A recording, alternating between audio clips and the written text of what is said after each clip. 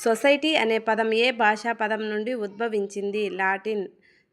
Societas అంటే అర్థం ఏమిటి? మిత్రుడు లేదా తోడు. సమాజం యొక్క ప్రాథమిక అవసరాలను తీర్చే వ్యవస్థీకృత సామాజిక సంబంధాలను ఏమంటారు? సామాజిక సంస్థ.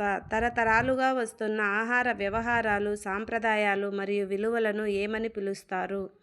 సంస్కృతి. ఒక నిర్దిష్ట ప్రయోజనం కోసం ఉమ్మడిగా ఏర్పడిన వ్యక్తుల సమూహాన్ని ఏమంటారు? సంఘం. సమాజంలోని వ్యక్తుల మధ్య గల సంబంధాలను ఏమంటారు? సామాజిక నిర్మితి. సమాజంలో నివసిస్తున్న వివిధ సమూహాల మధ్య కనిపించే వ్యత్యాసాలను ఏమంటారు? విభిన్నత్వం.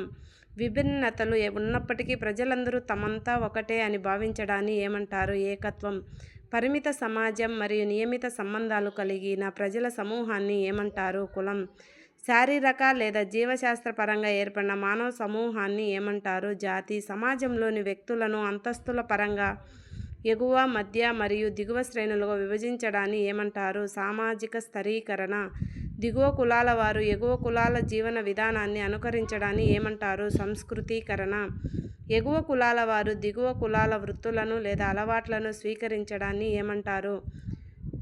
విసంస్కృతీకరణ. రక్త సంబంధం లేదా వివాహ సంబంధం ద్వారా ఏర్పడిన వ్యక్తుల సమూహాన్ని ఏమంటారు? కుటుంబం.